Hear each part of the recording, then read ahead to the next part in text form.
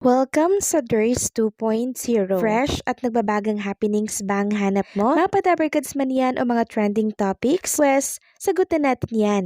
Kaya naman isubscribe nyo na ang ating channel para sa mga nagbabagang balita everyday. So ayun, welcome back again sa ating YouTube channel mga kadabarkads. And for today's video nga pag-uusapan natin ay tungkol sa mga importanteng kaganapan sa loob at sa labas ng Itbulaga. So kahapon, bumisita po pala itong cast ng Totoy Bato sa TV5 dito syempre sa studio po ng Itbulaga. Itong si Kiko Estrada na kung saan ay gustong gusto po ng mga dabarkads natin na gawa ng love team with Miles Ocampo. Sakto namang si Miles Ocampo po ay nandirito sa Sugod Mall mga kapatid sa Robinsons Novaliches kahapon. Sayang no? Actually mga kadabarkads, may chemistry po talaga itong si Kiko Estrada and Miles Ocampo and hopefully nga po magkaroon sila ng project together dito sa TV5. Marami nga po ang nag-aasam na sana po ay makabuong muli no, ng love team dito po sa Itbulaga katulad po noong Aldab na talaga namang kinabaliwan po ng maraming dabarkads nung panahon pa po ni Yaya Dab. Samantalang, pag-usapan naman natin ang tungkol dito sa video po ni Paulo Ballesteros na kung saan ay inilabas po ni Chiqui Ballesteros sa kanyang social media account. Ito po yung behind the scene ng mga ganap ni Paulo Ballesteros nung umattend po siya dyan sa Pure Gold. Sabi nga dito, itong si Paulo Ballesteros ay rumampa sa stage as Mama Pau. Nakita ko nga po sa video na yun mga kadabarkads, yung hirap, yung pagod ng team ni Paulo Ballesteros kasi mukhang nagmamadali sila. May nagme-makeup, may nagsusubo po kay Paulo Ballesteros, may nagbibihis. Grabe din po talaga yung trabaho ni Paulo Ballesteros para lang po hindi siya malate. Tulong-tulong po yung kanyang team mga kadabarkads para po si Paulo Ballesteros mapadali po yung kanyang ginagawa. And after nga po ng pagod ng team and syempre ni Paulo Ballesteros, bumungad naman sa kanila yung pagkadami-daming audience at fans na siyang nag-aabang umaantabay po kay Paulo Ballesteros at sa iba pang mga artista nung day na yon. Talaga naman pong pinagkaguluhan si Paulo Ballesteros dito po sa ganap ng Pure Gold nitong nakaraang May 17 ata yun. Ang dami pong nagpa-picture kay Paulo Ballesteros. So ang ganda po ni Paulo Ballesteros dito mga kadabarkads, ang liit lang po ng kanyang bewang, parang hindi siya lalaki. Actually, tinalo pa nga po ni Paulo Ballesteros ang bewang po ng isang babae. Samantalang, pag-usapan naman natin ang tungkol dito sa dapat nating abangan. Bukas, araw po yun ng Friday, para po sa isang Itbulaga host, walang iba kundi po si Maine Mendoza. So, nireveal po ng isang makeup artist niya, mga kadabarkads, na meron daw tayong dapat abangan kay Maine Mendoza this Friday. Nagpapasalamat nga po itong makeup artist niya dahil nakatrabaho niya itong si Maine Mendoza. So, ano kaya ang dapat nating abangan sa kanya? Panibagong TV commercial kaya ito? Panibagong endorsement or panibagong project? Yan yung malalaman natin. Samantalang, pag-usapan naman natin ang tungkol sa Itbulaga at kay Bossing Vic Soto na bidang-bida po sa isang programa ng GMA Network. Nakausap at nakasama niya po ang isang news reporter ng Kapuso.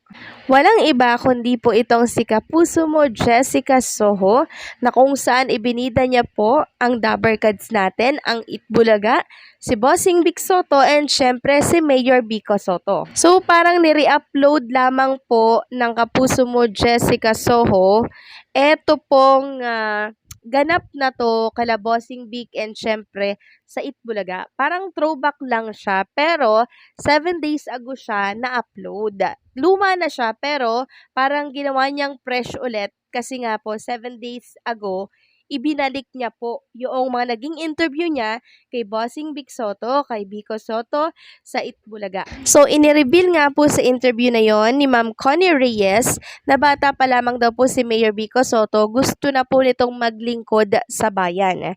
Mahilig din daw pong manood si Mayor Vico Soto nung tungkol sa mga impeachment, mga politics, tapos magbibigay daw siya ng mga opinion. And alam niyo po ba mga Kadaberkads, nung una pa lang tumakbo itong si Mayor Vico Soto sa Pasig, nagpaalam siya dito kay Bossing Vic Soto na tumawag siya ha, tatakbo na ako. So parang ang hirap munang mag-sink in sa isip ni Bossing Vic Soto yung sinabi nitong si Mayor Vico Soto. Kaya ang sabi po ni Bossing Vic Soto, yung sige niya po parang pinatagal niya, yung parang sige, susuportahan kita.